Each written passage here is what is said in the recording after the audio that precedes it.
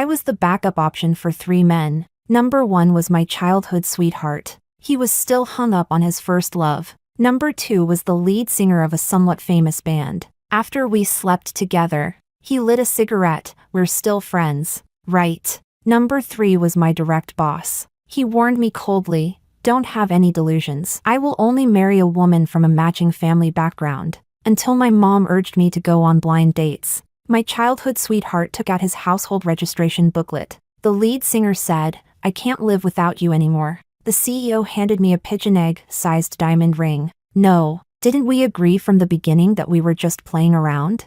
Chapter 1. My mom called to urge me to go on a blind date. I brushed it off. Okay, I know. Send me the time and place. When I hung up, Eric came out of the bathroom. He had rolled up the sleeves of his beige sweater to his forearms and was holding the underwear he had just washed for me as he walked across the living room. He stood on the balcony, hanging the clothes to dry. Whose call was that? My mom's. The man moved the clothes into the sunlight, then turned to look at me. The gentle sunlight cast a golden edge around him, and his amber eyes were as light as early autumn leaves. I won't be home for dinner tonight. I made fish and vegetables. The fish is kept warm in the pot, and you just need to microwave the vegetables. He pulled down his sleeves and casually ruffled my hair. So gentle it was almost pampering. Don't order takeout, I replied vaguely, and watched him leave with his bag. I knew. His first love was coming back to the country today. Chapter 2. I lived with Eric. He treated me like a daughter, washing my underwear by hand, clothes washed, meals cooked, everything taken care of. But I wasn't his girlfriend. He had always been waiting for Lily. Strictly speaking, I was a backup. I wasn't like this before. It's all those shoujo romance comics misleading people, writing nonsense about an ordinary heroine and a gentle childhood best friend who secretly loves her. I took one look at those stories. Isn't that just like me and Eric?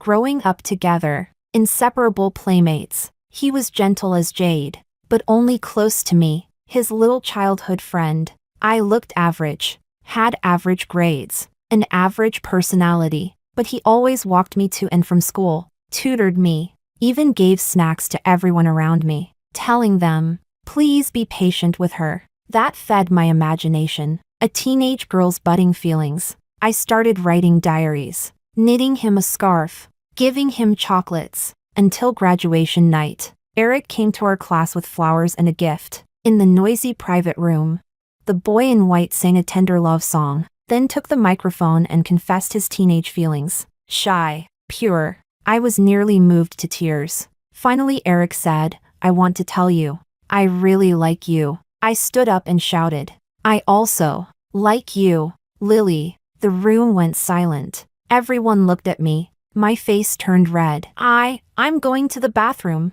Sorry.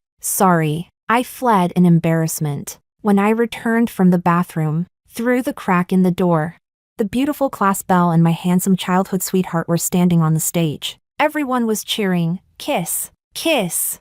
The boy lowered his head and asked her with reverent restraint, may I, Yao Yao? The girl blushed and nodded. I didn't keep watching. Chapter 3. After that, I avoided Eric. He waited outside my house for me. When I turned around to run, Eric grabbed my wrist tightly. Selena, he said, I've always seen you as a younger sister. You've got to be kidding me with this younger sister crap. What kind of brother teaches his sister homework with their faces almost touching? You boundaryless human central heating system. But I'd always handled things smoothly since I was young. Actually, I just care too much about saving face. I forced a smile. Haha. It's fine. You're such a good brother. Your little sister thanks you. Eric looked at me. He was good looking, with innocent puppy dog eyes and pale irises. Pitifully he said, then don't be mad at me, okay? Don't avoid me. I said, all right. Then immediately applied to a university as far away from him as humanly possible. Goodbye, sir. Chapter 4. Eric and I lost contact unilaterally for 4 years. He replied to messages in seconds. I replied after several lifetimes. He said he wanted to visit me during his vacation. My roommate and I immediately booked tickets and went traveling. Until my first year of work. He said he had been transferred to the company here. In my first year of working, I lived alone. I failed to become a capable, unbothered adult. Endless tasks and messy interpersonal relationships suffocated me. When I opened the door and saw Eric, I had already stayed up for 2 nights. My place was a mess, things scattered everywhere. Takeout boxes still in the trash. He was dressed neatly and held a large bag of fresh fruit. His eyes landed on the dark circles beneath mine. He simply curved his eyes and smiled gently. Like when we were kids. Knew you wouldn't take care of yourself. I was a little irritable. What are you doing here? He slipped past me effortlessly and walked inside. He patted my head and headed into the kitchen to wash the fruit. I followed behind, grumbling, I didn't let you in. He shoved a bowl of strawberries into my hands. Sit, eat. Before I could react, he was already cleaning. Unwashed dishes in the kitchen, fallen hair in the bathroom, sanitary pads lying crooked in the cabinet. 4 hours later, I was sitting in a spotless living room. Sunlight streamed onto me, warm and soft. On the coffee table was a bowl of noodles he cooked for me. I looked up at him. Eric was still mopping the floor. The Rilakkuma apron I bought hung around his waist, outlining his lean figure. Sweat beaded at his temples, dazzling under the sunlight. I narrowed my eyes at him. What do you mean by this? He tilted his head and smiled. Selena, I've taken care of you since we were kids. I said, I'm afraid your girlfriend will beat me to a pulp. Don't drag me into trouble, okay? He froze for a moment, his eyes dimming. We broke up long ago. She went abroad for college. I lowered my head and quietly ate the noodles. Chapter 5. Actually, by then I was already Pablo's backup option. But isn't there a saying, quantity changes lead to qualitative changes? Being a backup for one person makes you a backup, but being a backup for 2 people, aren't they, in a way, also my backups? Chapter 6. After I made up with Eric, we rented a big apartment, separate bedrooms. Now that his first love had returned, I couldn't keep living there. It was too big for one person anyway, so I might as well rent a new place. I went back to my room to pack a few things, then planned to head out to find Pablo.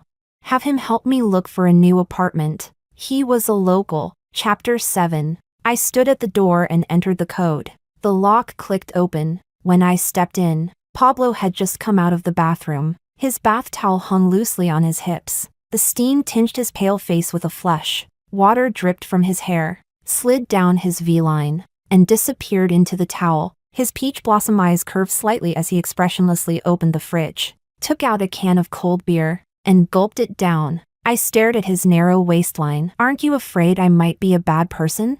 He let out a short laugh, his voice chilled and raspy from the cold drink. You're the only one who knows the code to my place. Oh, I responded stiffly. Remembering why I came, I'm here too. Good timing. He wrapped his arms around me from behind. The faint scent of body wash enveloped me. His body was hot, and even the water droplets falling onto my neck felt scorching. Just finished showering. He took my earlobe into his mouth. Sticky and lingering. Especially. He bit each word hard. Especially clean. Chapter 8. When I came back to my senses from half-sleep, the sky was already dark. I was wearing only a shirt he had draped over me. Under the dim light, the kiss marks on my thighs looked almost blinding. I knew it. Every time I came to see Pablo, no matter the reason, things always ended up in bed. My legs were still a little weak when I got out of bed. I instinctively went to the balcony to look for him. He had a cigarette between his lips,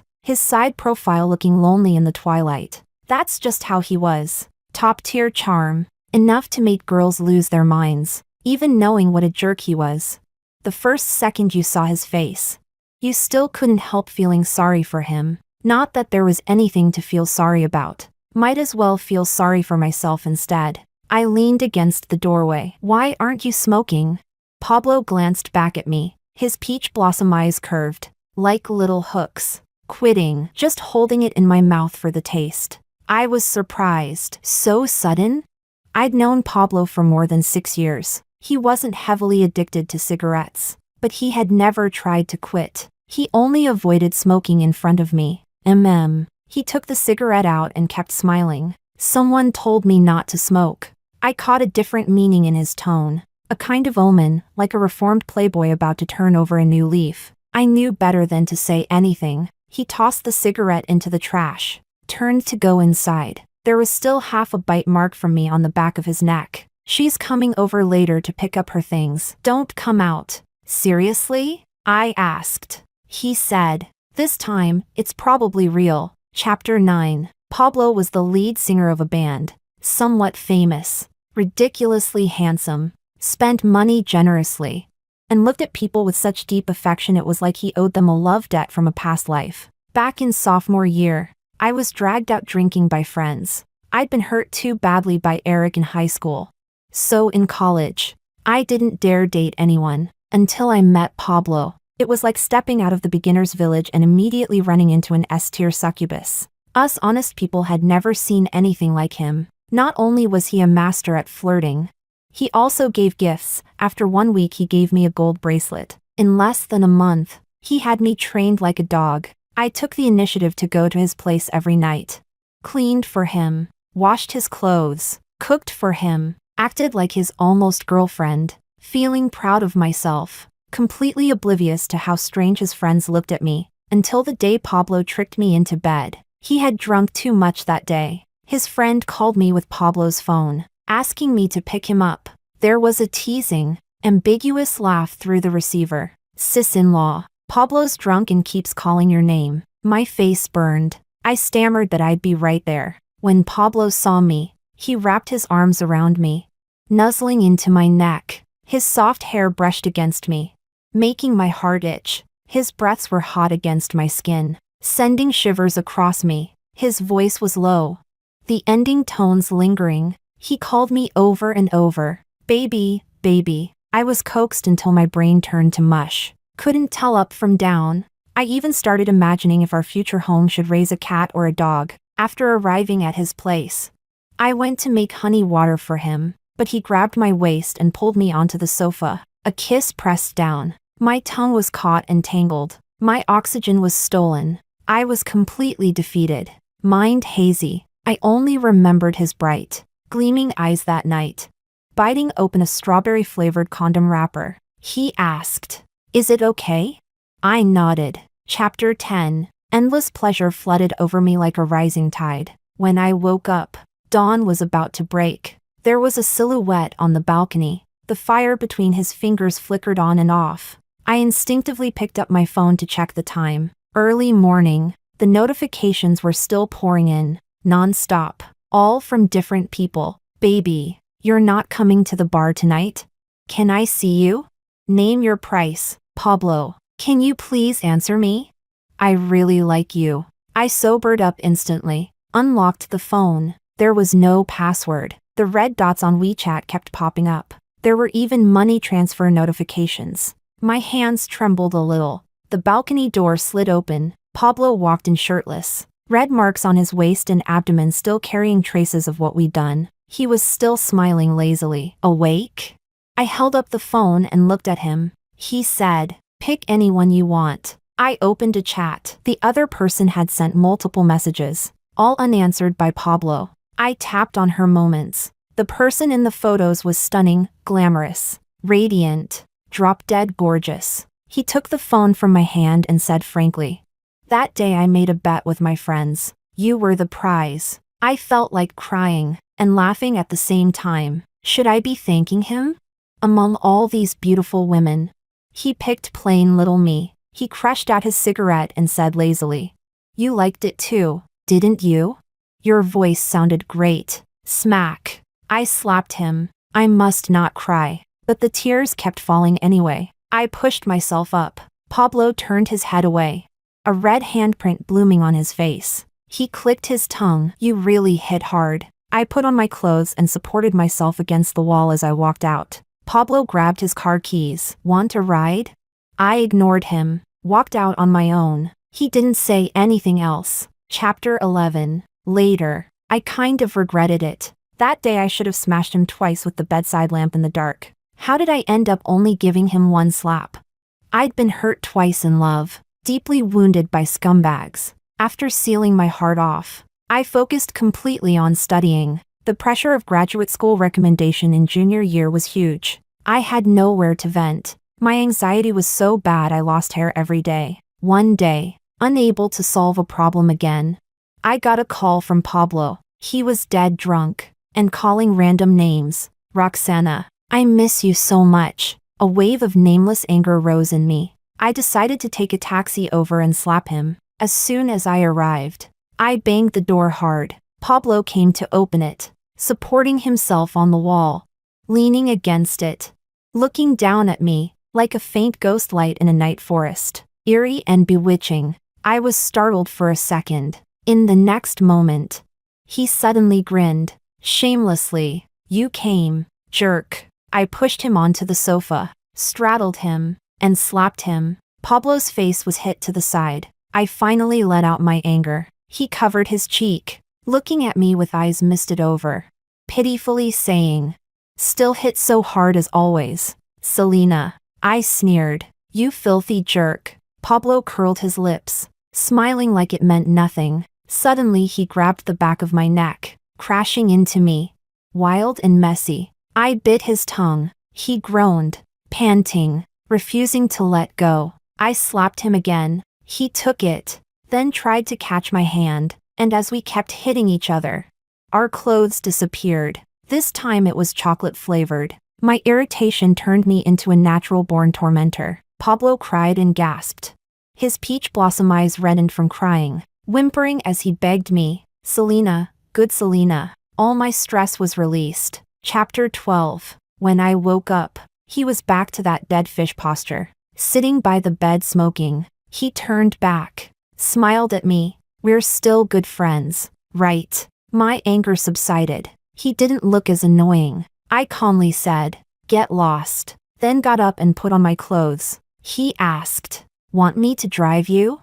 I said, "Sure." Chapter 13. We silently started this disgraceful relationship. My only two requirements for Pablo were, use full precautions, and get checkups every half month. Thanks to Pablo, I was completely cured of my attraction to handsome men. My girlish fantasies died entirely. We did everything. Pablo had no bottom line. He was handsome, good in bed, knew how to sweet talk. Most importantly, free. He cried beautifully, and once off the bed, he turned into another person, careless, unrestrained, clear boundaries. I always thought someone like him would play around for his whole life. Chapter 14. There were faint voices coming from the living room. Pablo's voice was soft, laced with a smile, like he was telling a joke. And there was a girl's laughter, sweet and delicate. I opened the door a crack. Through the blur I saw a side profile. Slim,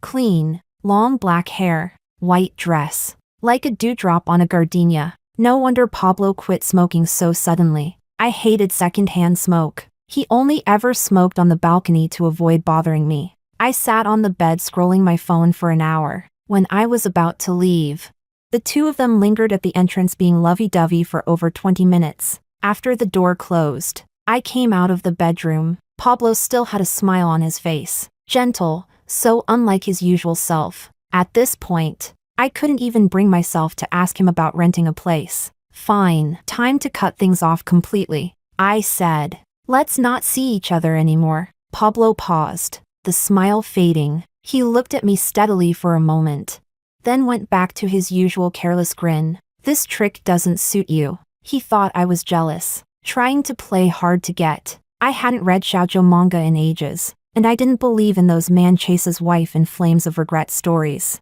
I said calmly, "I'm serious." He stared at me for a while, walked past me to pour himself some water, and said lazily, "It's not like ours was a relationship that required seeing each other anyway." I nodded. "Then I'm leaving." He didn't say anything. I changed shoes and walked out. Just as the door was closing, I seemed to hear a soft click, like the sound of a lighter. Chapter 15. I got home late. I reheated the food Eric left and ate it, then watched a show on the sofa for a while. It was late. He still hadn't come back. I hesitated, wondering whether to ask him, but then thought, they probably rekindled their love, burning with passion. Asking would make me seem clueless. Eric had stayed loyal to Lily all these years. After we moved in together, A single man and a single woman under one roof.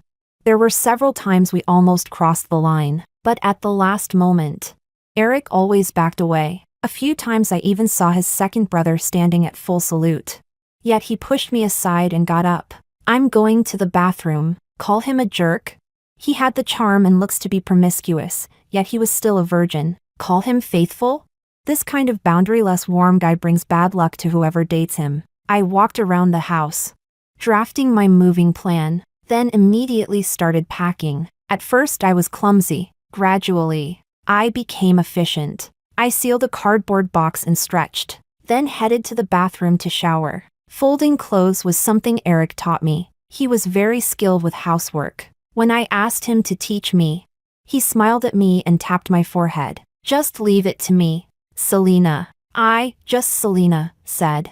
I want to learn. He couldn't refuse me, so he taught me, carefully. Just like back in high school when he tutored me. Just leave it to me. Men are never reliable. The moment his first love comes back, he'll dump me and vanish. Might as well enjoy it while it lasts. But I can't let myself get spoiled. Chapter 16. When I woke up in the morning, Eric wasn't home. There was no breakfast in the pot either. I changed clothes and went downstairs to buy buns. As I left, I noticed he had changed shoes at the entrance. He must have come back in the middle of the night. I checked WeChat. Eric, Selena, I'll be on a business trip for a few days. Take care of yourself. The stir-fry shop and the breakfast shop downstairs are pretty clean. Not sure about other takeout places. Don't order from them. I replied, okay. Scrolling through moments on the way, I saw Lily posted last night. A man's greatest charm is his ability to solve problems.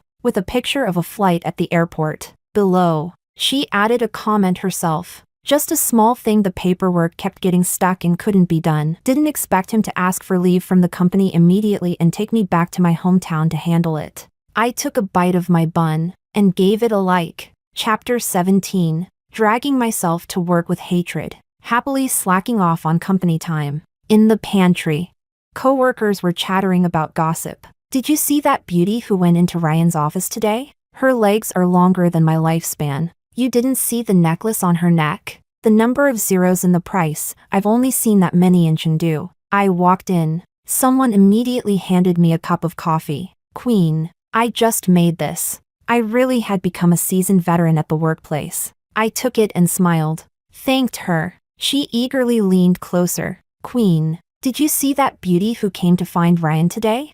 I think she's the daughter of the CEO of Xinyuan Tech. Rich. Gorgeous. I stole a few glances. The sexual tension between her and Ryan. Damn, unreal. I wasn't paying attention and casually responded. Sounds like a perfect match. Selena. A cold voice behind me. The gossip stopped instantly. I turned and saw Ryan standing there. Expression icy. Tall. Long legs. Wearing a tailored suit that screamed old money elegance. Emotions unreadable. For a moment, I felt guilty for no reason. He shifted his gaze away indifferently. Meeting with the marketing department in half an hour. I acknowledged softly. Watched him turn and walk away. The lingering chill made everyone too scared to speak. Chapter 18. Ryan. My boss. An aloof flower on a high mountain, cold and unapproachable. So strict that no one ever walked out of his office smiling. But the company benefits were too good. Coworkers said Ryan had a sort of unexpected charm. He looked indifferent.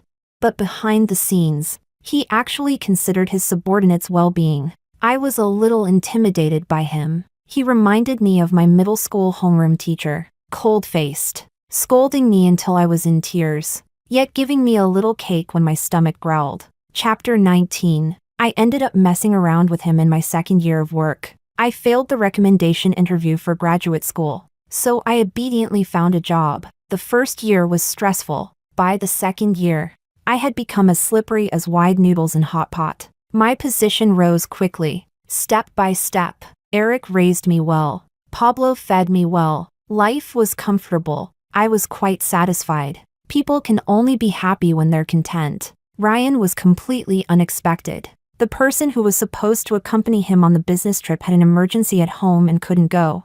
So I took over at the last minute. I was in full corporate slave mode. flattering the leaders, flattering the clients, serving tea and water, lowering myself as needed. That night at the banquet, the client got drunk, insisted on forming a sworn sibling bond with Ryan. The two of them chugged one glass after another. When I supported Ryan back to his room, he couldn't even walk straight. His body was dead heavy. I was sweating from the effort. I had just finished ordering hangover medicine when I turned around and somehow he had gotten into the bathtub. Ryan! I rushed over to pull him out, only to catch him unbuttoning his shirt, clumsily, slowly, taking forever to undo just one button, like a childish kid. I was stunned. I reached over to help button him back up, but every button I fastened, he unfastened one. Finally, he got annoyed and ripped them open in one go. The buttons flew across the floor. My eyes went completely wide. Ryan lifted his gaze, those eyes shimmering, hot. He took off his clothes and threw them on the floor. I picked them up, wanting to cover him. I'll lower the AC for you, Ryan. Put these on first. He threw them even farther. I went to get them again, turned around, and his pants were already off. Me, D? Be big. No, the bathtub. The bathtub is big. If I left him alone, tomorrow's headlines might be, CEO of a major company found drowned in hotel bathtub. I went over and tried to help him out. Let's get you up first, okay? We'll go to the bed. The hangover soup is coming soon. You'll catch a cold in here, MMPH. Ryan held the back of my neck and kissed me, lips against lips. It felt like he was simply trying to shut me up from rambling. The smell of alcohol made my head dizzy. Ryan reached out to turn on the water. Warm water started flowing. I reached out to turn it off again. Ryan got annoyed and bit my lips, held me tightly in his arms. I cried out in pain for a second. He took advantage of the moment, pushing forward, sweeping in, conquering everything. It took a long time before we separated. Ryan's lips were swollen, a sheen of moisture clinging to them. He raised his eyes to look at me, those sharp phoenix eyes now shimmering with liquid heat. I was silent for a moment. A good girl would have pushed him away, but I wasn't a good girl. I lowered my head and kissed him again. Chapter 20. I slept until late morning. Felt like I'd gone through an MMA match with someone. When I woke up, the sound of running water came from the bathroom. I pressed my forehead and sat up in bed, picking up my phone. The water stopped. Ryan walked out wearing a bathrobe, the belt tied tightly around his narrow waist. A pity the robe had a deep V-neck. You could still catch a glimpse of that shocking scenery beneath. Awake? His expression was calm, unreadable. I answered like a timid quail. He sat in the single-seater sofa and picked up his phone. Selena, your workability is acceptable. You have a kind of steady quality. I thought you would be relatively safe. Indirectly saying I looked average. He tapped a few times on the screen. My phone chimed. I looked down and unlocked it. A transfer notification. My eyes went wide again. Alcohol and adult stress sometimes cause low probability errors. He spoke concisely. I don't want this to become complicated. I nodded immediately. Since it's a mistake, we should correct. At the company, we are simply superior and subordinate, he said, in private. It's flesh and money, very pure. I was stunned. He looked straight at me, his eyes deep like a dark pond, cold enough to freeze a person if they fell in. He ignored me and changed clothes on his own. Selena, he walked to my bed and looked down on me from above. There was undisguised contempt in his eyes. Do not harbor any delusions. I will only date a woman of matching family background. Chapter 21. After he left, I lay down again, still immersed in the ecstasy of that huge transfer. As for what he had just said, I didn't really listen. Zero damage. Chapter 22. My first time being a rich man's companion on call. I had no experience. Ryan was not hard to serve. As long as I showed up whenever he called, that was enough. He didn't have many demands, no special preferences. After finishing, he told me to leave, didn't care whether I was tired or not. His technique was decent, but his aftercare was terrible, and just like that, half a year passed. I worked diligently. Finally, it was Ryan's birthday. I didn't know what other people in my profession did. So I even went online to ask. All sorts of weirdos crawled out in the comments. In the end, I decided to give him a pair of cufflinks. I hired a designer to create the concept, then had them custom made according to the blueprint. Time-consuming and expensive. I sighed at myself. Even as a companion, I was still so dedicated. Chapter 23. On his birthday. To show that I took it seriously, I handed him the jewelry box after reporting work that morning. Ryan, happy birthday. Ryan's eyes fell on the small box. His expression was hard to read. Thank you, but he did not reach out to take it. Selena. He lifted his eyes, his phoenix-shaped eyes sharp and cold. A chill that kept people miles away. I remember telling you that our relationship cannot progress further. No need to use these little tricks. You'd be better off focusing more on your work. Very indifferent. Do not overstep. I bent slightly and nodded. Understood. Then this. I tried to take the box back. He said, leave it. I stepped out. Internally, I cursed him. What a difficult man to serve. Ignore him and he gets upset. Take him seriously and he also gets upset. Flattering the boss really is a skill. Chapter 24. I didn't know if Ryan did it on purpose. Work that day was especially difficult. I worked overtime for a bit. When I was leaving, I ran into the cleaning lady. She couldn't hide the joy on her face. She was holding a small box. Looked familiar. I called out, Auntie. She stopped. My eyes fell on the small box in her hand. Confirmed it. It was the one I had given him that morning. I was confused. This is...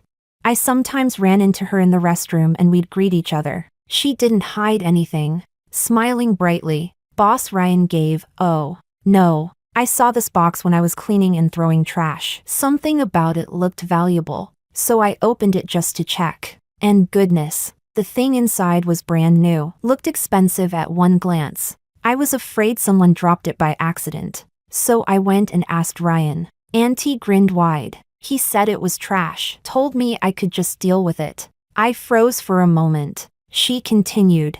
It's still new, what a waste to throw it out. Look, it's so pretty. She opened it for me. My eyes fell on the pair of cufflinks. Under the hallway light, they sparkled, resting on velvet.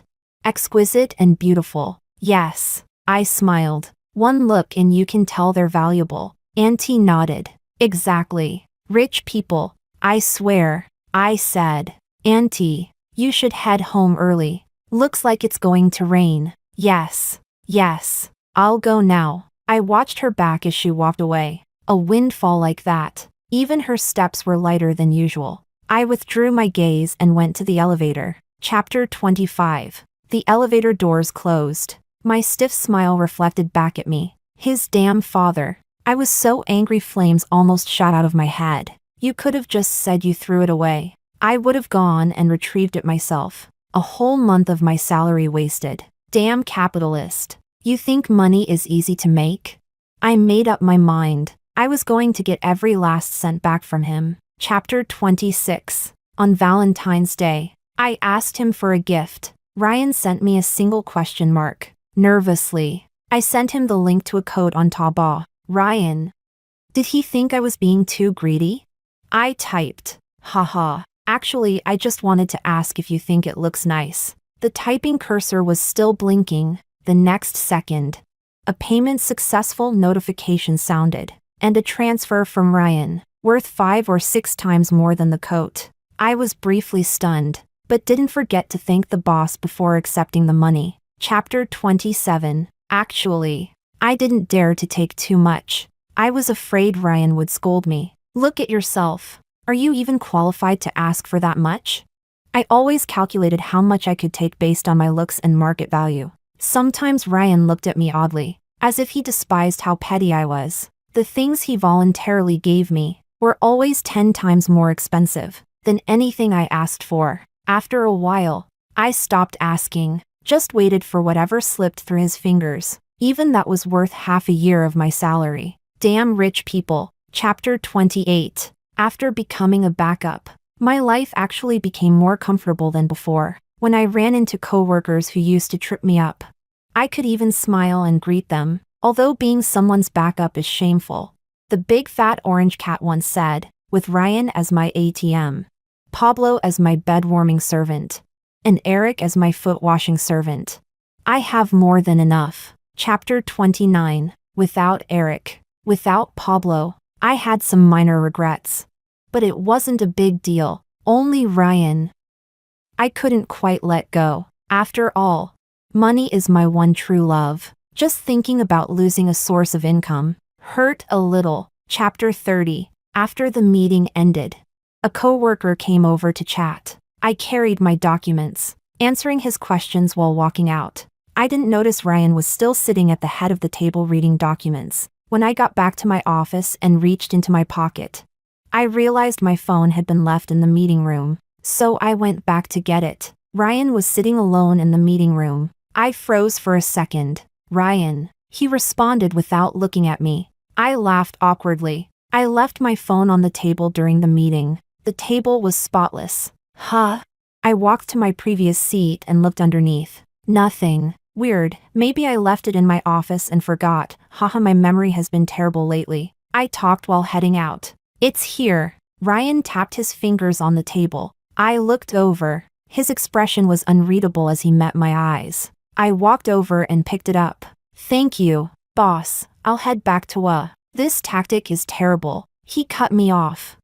I stared blankly, instinctively looked at my phone. On the lock screen were 2 messages from a blind date guy. Saturday at 10 a.m. Yunhai Cafe. Ryan said, I used to think you were tactful, a rather cute quality, but now your one and only advantage is gone. Selena, I am not going to. He said. This ends here, okay. I nodded. He seemed stunned for a moment, almost adorably surprised. I said, then I'll get back to work. He said nothing. I turned and left quickly. Perfect. Cutting off all 3 of them in one go. Chapter 31. Holding my phone. I walked out of the meeting room with footsteps as light as if I were going on a spring outing. Cut off. All cut off. Losing the ATM hurt a little. But if the old doesn't go, the new won't come. My mom was right. It was time to live like a normal person. I immediately replied to the blind date guy. Okay. He replied instantly. Looking forward to meeting you. Pretty polite. That made my mood even better. Finding a new place to live also got added to the agenda. I quickly browsed several 1-bedroom apartments online and made appointments to view them over the weekend. Saturday. I woke up early and put on full makeup. Looking at myself in the mirror, I nodded in satisfaction. Today I was also an ordinary, unremarkably chic city beauty. Yunhai Cafe. I arrived 10 minutes early. He wasn't here yet. I ordered a latte and found a seat by the window. Just as I sat down, a phone call came in. An unfamiliar number. I answered. Selena. It was Pablo. His voice hoarse, like sandpaper scraping. What do you want? I asked flatly. Where are you? If you have something to say, say it. If not, I'm hanging up. Don't. He panicked. I just want to see you. We already agreed, didn't we? I know. His voice lowered. Just one look, okay? I was annoyed. Pablo, don't act like we're parting forever. You were the one who said we should just be friends. You were the one who said you wanted something serious with someone else. What's wrong with you now? Silence. Then the click of a lighter. He was smoking again. She left. Pablo said. She said I can't forget you. I almost laughed. What does that have to do with me? Whether you forget me is your problem, not mine. Selena. I was wrong. Oh. I shouldn't have let you walk away that day. I'm such a damn idiot. Stop. I dug at my ear. Pablo. I'm not interested in this reformed heartbreaker storyline. You go live your life. And I'm starting my new one. New life? He asked sharply. From the corner of my eye, I saw a man in a white shirt walking toward me. Handsome in a gentle, scholarly way. Looked like my blind date partner whom I had never met. Into the phone. I purposely raised my voice. Of course, a happy life of blind dates, marriage, and having kids. Then I decisively hung up, blocked him. One clean sweep. Peace restored. Miss Selena? The man stopped in front of me. Polite. Yes. Dr. Oliver? He smiled and sat across from me. Sorry to keep you waiting. His full name was Oliver, a dentist. Just like his name. He didn't talk much. But he was sincere. We talked about work, hobbies, future plans. Everything was pleasant. The way he looked at me, no lust, no scheming, just calm appreciation. It felt very comfortable. Miss Selena, you are a very interesting person, Oliver said when we were leaving. I smiled. And you are a very steady person. He adjusted his glasses. Then, may we meet again next time? Of course. After exchanging WeChat, we said goodbye at the cafe door. I turned to go to the subway. A black Maybach slowly stopped in front of me. The window lowered, revealing Ryan's icy face. I froze. Why was he here? Get in, he ordered. I didn't move. Ryan, we're already done. I said get in. His tone sharpened, his gaze cutting like a blade. I didn't want to bicker with him on the street. So I opened the door and got in. The familiar cold-wood scent filled the car, along with the suffocating pressure radiating from him. Who was that man just now? He asked. My friend. Friend?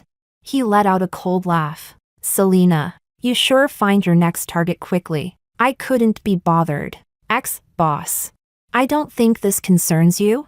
We were a simple relationship based on money and physical needs. Transaction terminated. We're strangers now. He choked on the word ex-boss. His face darkened further. Dentist? He said it like he had already run a background check. Stable job, clean family background. He does seem like a good marriage candidate. Yes. I nodded. Way better than certain capitalists who only know how to throw money at people while looking down on them. The temperature inside the car dropped instantly to freezing. Ryan stared at me, like he wanted to tear me apart. So you're that eager to marry someone? Otherwise? I countered.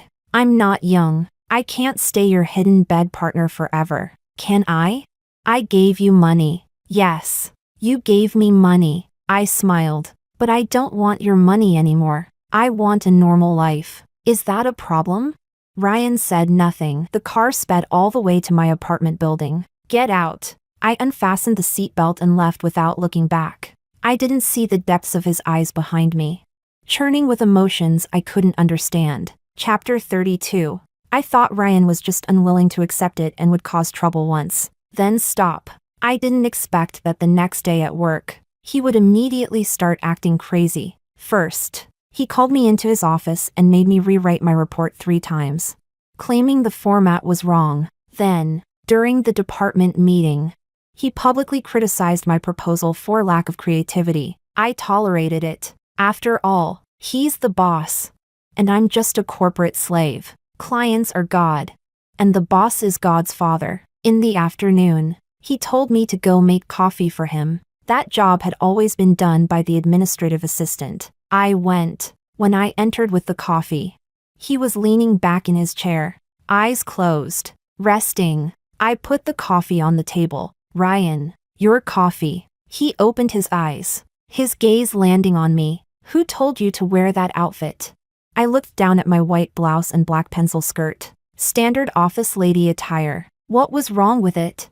Too short. He said. Me, you're not allowed to wear it again. I took a deep breath, plastered on a professional fake smile. Okay, boss. And, he paused. What's on your neck? Instinctively, I touched my neck. Yesterday's mess with Pablo. He might have left a mark. I hurriedly used my hair to cover it. Nothing. Ryan stood up and walked toward me, step by step. His overwhelming presence made me subconsciously retreat, until my back hit the cold wall. He reached out, brushed aside the hair covering my neck. His fingertips were cold, sending goosebumps all over me. He did this? I didn't respond. Selena. Impressive. He let out a bitter laugh. You leave me and immediately jump into someone else's bed. We already ended. I reminded him. I didn't agree. I was stunned. Ryan, are you confused? We were just hookup partners. In a hookup, Either side can stop at any time. I don't want to stop now. He pinched my chin, forcing me to look at him. You belong to me. I don't. You do. He lowered his head and kissed me hard, punishing, rough, savage. I struggled. But he held me firmly in his arms. Only when I nearly suffocated did he let go. I gasped for air, glaring fiercely at him. Ryan, you bastard. I am a bastard. He wiped the corner of his mouth and smiled, though the smile didn't reach his eyes. But in this lifetime, don't even think about leaving me. Seeing the obsession and madness in his eyes, only one thought crossed my mind. This man is insane. Chapter 33. I went to see apartments on the weekend. The agent showed me several places, but I wasn't satisfied with any of them. The last one was in a high-end complex downtown, a one-bedroom apartment, beautifully decorated, fully furnished with all appliances. Most importantly, the security was great. I fell for it at first sight. This one, I said. The agent beamed with joy. Miss, you have good taste. The owner originally lived here himself, used only the best materials for the renovation, and he's only renting it out in a hurry because he's going abroad. I signed the contract and paid the deposit. That very night, I started moving. Eric wasn't around, so I could only be my own manual labor. I hauled big and small bags downstairs, so tired my back was about to snap. When I got to the last box, a pair of hands reached from behind me and took it. I'll do it. I turned around and saw Eric standing behind me, dusty and travel-worn. He looked thinner and tanner. There was blue stubble on his chin, and he seemed exhausted. Aren't you on a business trip? I came back early. He lifted the box easily. Why are you moving all of a sudden? The lease is up. I lied. He didn't question it, only said, why didn't you tell me? I would have helped you. Aren't you busy accompanying your first love? I snapped. Eric's movements paused. Selena, she and I. Stop. I didn't want to hear it. Whatever is going on between you two has nothing to do with me. The stuff's all moved. You can go now. I pushed him out the door and went to close it, but he blocked it with his hand. Selena, let's talk. There's nothing to talk about. There is. He stared at me stubbornly. I took her back because her grandfather is seriously ill. She couldn't handle things on her own. I came back as soon as everything was done. So what? It's over between us. He said. It ended years ago. Oh, I came back this time to make things clear with you. He pulled a small box from his pocket. Inside was the digital watch I gave him in high school. Long since stopped. I kept it all this time. I looked at that watch. My feelings a tangled mess. Selena, I was a jerk before. I always thought what I felt for you was just a brother's feelings for a younger sister. Until this time, I was looking at her, but all I could think of was you. I wondered if you were eating properly, if you were staying up late again, if you had turned the house into a mess again. That's when I realized I've long been unable to live without you. He took my hand and placed the watch in my palm. Selena, give me another chance, please? His puppy dog eyes were wet, looking utterly pitiful. I almost softened, but I was no longer the 17-year-old Selena. Eric, I said, returning the watch to him. It's too late. There's no going back for us. His gaze dimmed instantly, like a golden retriever abandoned by its owner. I steeled myself and closed the door. From outside came his hoarse voice. Selena, I won't give up. Chapter 34. I thought my new life would start smoothly after I kicked out 2 lunatics. I was wrong. The next day at work, I found a huge bouquet of blue roses on my desk. The card was scrawled with, "To my queen," signed with a cocky F. My co-workers crowded around, faces full of gossip. Damn, sis, not bad. Which rich second gen is chasing you? I had a headache just looking at it. I tossed the bouquet into the trash, but in less than 10 minutes, an identical bouquet was delivered again, this time with a note attached. Throw it again, and I'll just buy the flower shop. Me? Fine, you win. At lunch in the cafeteria, just as I got my food, Pablo sat down across from me with his tray. He'd lost weight. The dark circles under his eyes were heavy. But those peach blossom eyes were still dangerously charming. Selena, the sweet and sour pork here is pretty good. Try it. He picked up a piece and put it in my bowl. I frowned. What are you doing here? Chasing you. Of course. He smiled like it was the most natural thing in the world. My coworkers around us had already begun whispering. I lowered my voice. Pablo, don't go too far. How am I going too far? He looked innocent. I'm just pursuing the person I like. Totally justified. I don't like you. That's okay. I can work hard until you do. I didn't bother responding and kept my head down to eat. He didn't speak either.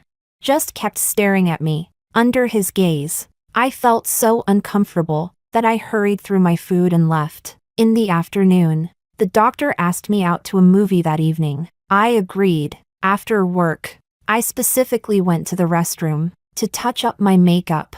Just as I stepped out of the office building, I saw 3 cars parked at the entrance in a triangle formation. On the left, Ryan's Maybach. On the right, Pablo's flashy red Ferrari. In the middle, a low-key black Audi. I knew the plate well. It was Eric's. The 3 men leaned against their respective car doors. One cold as ice. One smiling like a wicked fox. One gentle as jade. 3 pairs of eyes, locked onto me in unison. The scene was basically a live-action love war battlefield. Colleagues coming and going at the entrance all stopped to stare. My scalp tingled. I felt like a little white rabbit targeted by 3 wolves. I took a deep breath and walked straight through the middle of them. Eyes forward. Stop.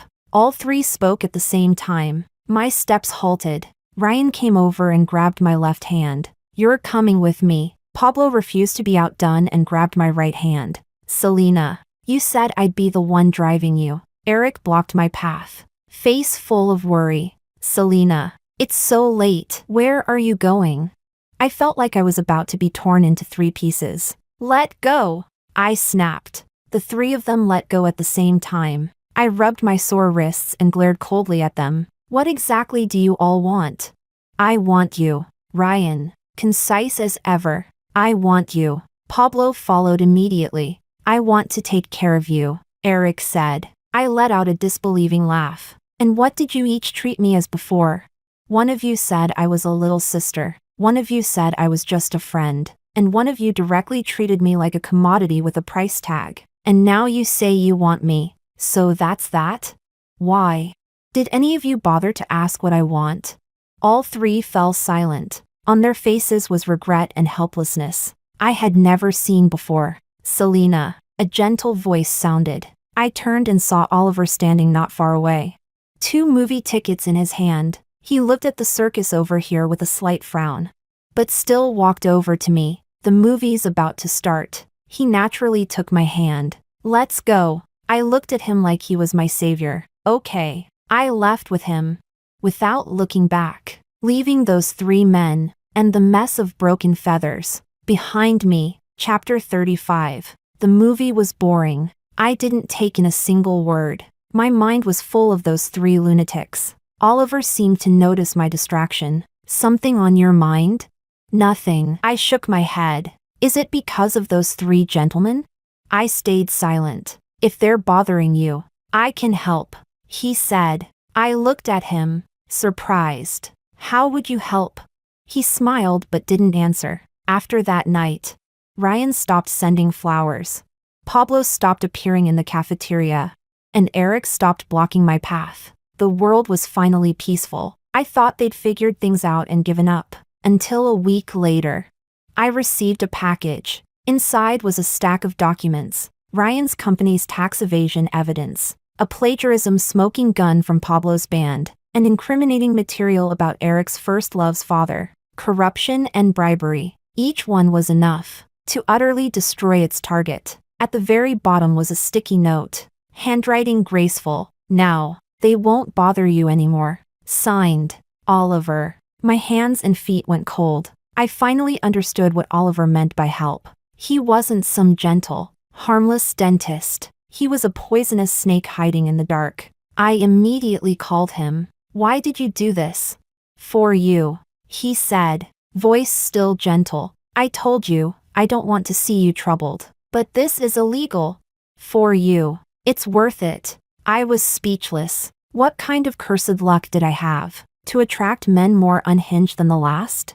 Oliver, destroy all of this, I said. I don't need this kind of help. Why? He asked. You don't like them, do you? I don't like them. But I never wanted them dead. Selena, you're too soft. He said. To be soft on your enemies is to be cruel to yourself. They're not my enemies. They are. He insisted. Anyone who tries to take you away from me is my enemy. I hung up. My mind was a mess. I stared at the bomb in my hands. And for the first time, I felt afraid. I didn't want things to go too far. I mailed all 3 sets of documents back to their owners with a note. Take care of yourselves. Chapter 36. The next day, in front of my new apartment, the 3-way interrogation happened again, only this time. None of them looked good. Did you send these? Ryan asked. I nodded. Where did you get them? Pablo demanded. That's not important, I said. What matters is, you know exactly what will happen if any of this gets exposed. All 3 fell silent.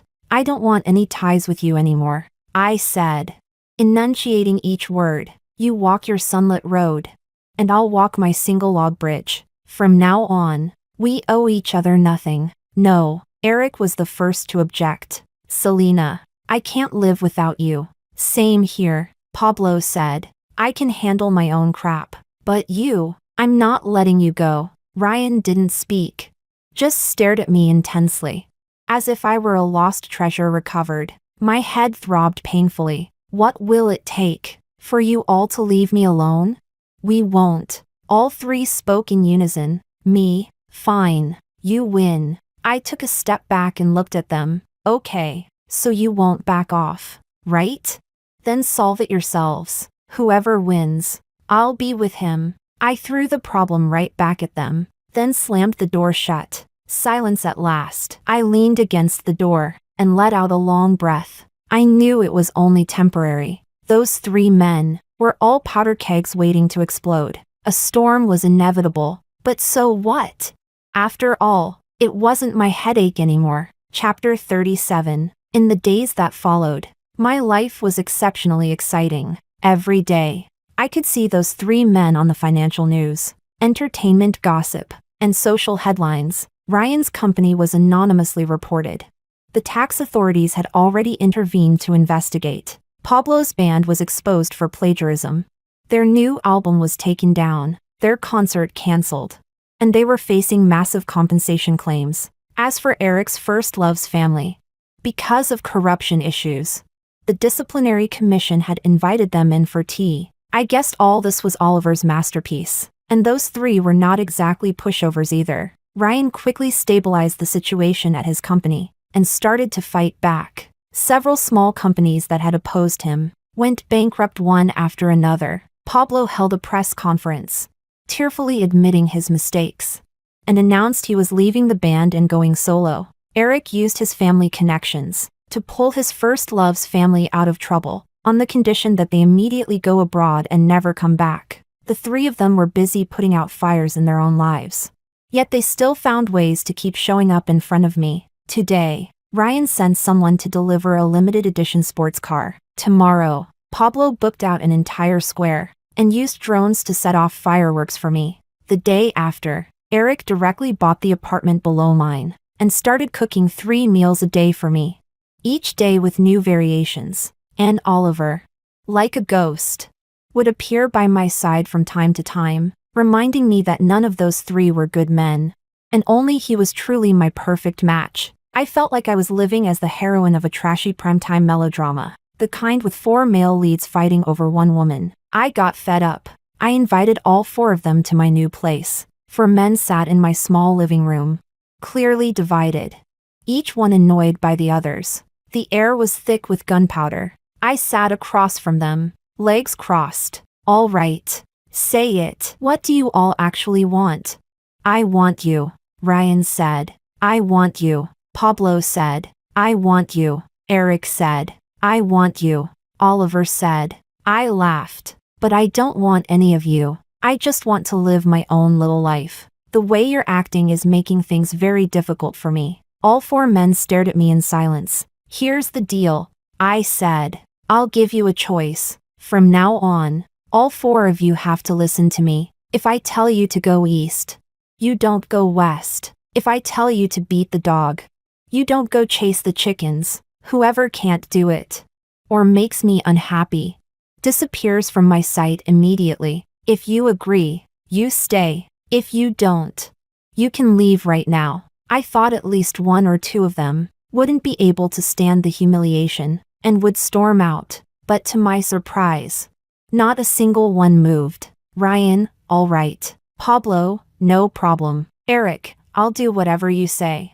Oliver, as long as I can stay by your side. I looked at the 4 of them, a domineering CEO, a rock and roll bad boy, a loyal childhood sweetheart, and a Yandere dentist. All of them had become my subjects under the hem of my skirt. Suddenly, I felt like this wasn't such a bad arrangement. What's the point of being someone's backup? Being the queen is what's truly fun. I cleared my throat. All right then, I'm announcing rule number 1. Number 1, Eric, from now on, you're in charge of my daily life. All housework is on you. Eric's eyes lit up. Okay.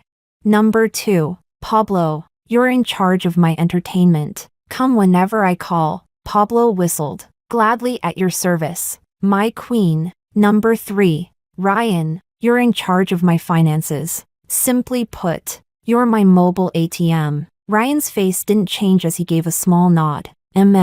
As for you, I looked at Oliver. You're responsible for dealing with certain problems that those 3 can't handle. Oliver smiled.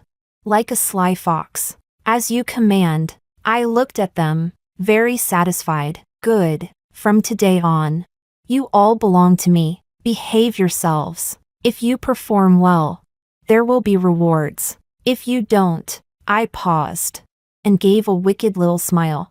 I'll replace you. From then on, I started living the life of my dreams. In the morning, Eric would make a nutritious breakfast and gently wake me up for work. Ryan's driver would be waiting downstairs right on time, and the balance in my bank card refreshed my understanding of money every day. After work, Pablo would take me to the latest movies, the hottest live shows, or just sit by the river playing his guitar, singing love songs for me. On weekends, if I wanted to stay home, I stayed home. If I wanted to go out, I went out. Eric kept the house neat and tidy. Ryan handled all itineraries and expenses. Pablo accompanied me in going wild and being silly. If someone with no sense decided to mess with me, before I could even say a word, Oliver would make sure they learned what it meant to vanish from the human world. As for me, all I had to do was lie flat and enjoy it. My friends all said I was being kept by 4 men.